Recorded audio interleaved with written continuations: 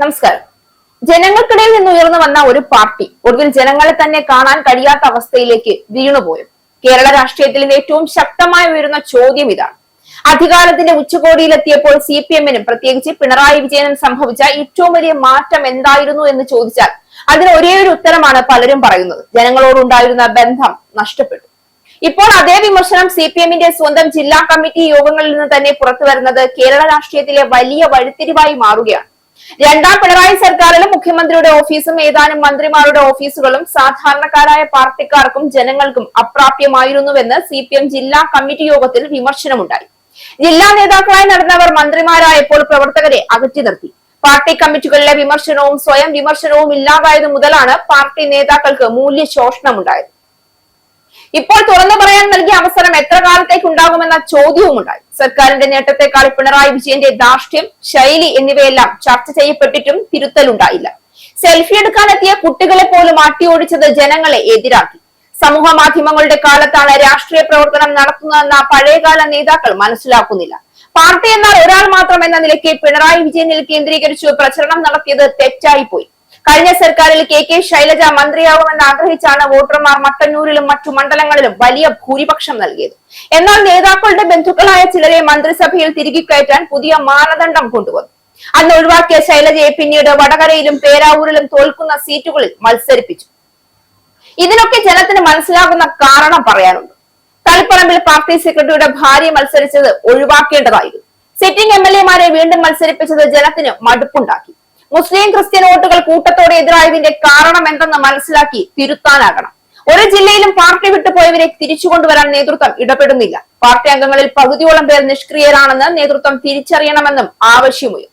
ബിനീഷ് കോടിയേരിയെ പാർട്ടിയിൽ സജീവമാക്കാതെ മാറ്റി നിർത്തിയിരിക്കുന്നത് എന്തിനെന്ന് ജില്ലാ കമ്മിറ്റിയിൽ ചോദ്യമുണ്ടായി.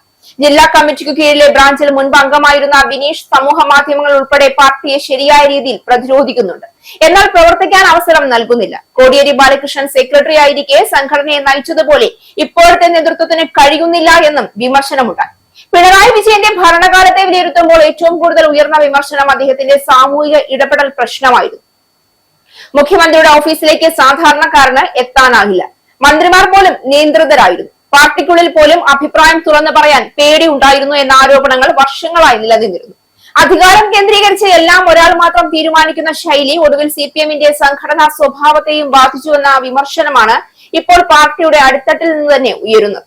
കടക്കോപ്പുറത്ത് സംസ്കാരം, വിമർശകരെ ശത്രുക്കളായി കാണുന്ന സമീപനം, മാധ്യമങ്ങളോടുള്ള അസഹിഷ്ണുത, എതിർ ശബ്ദങ്ങളെ അടിച്ചമർത്താനുള്ള ശ്രമങ്ങൾ, ഇതെല്ലാം കൂടി പിണറായി സർക്കാരിന് ചുറ്റും ഒരു ധാർഷ്ട്യത്തിന്റെ കോട്ട നിർമ്മിച്ചു എന്ന വികാരമാണ് പൊതുസമൂഹത്തിൽ ശക്തമായത്.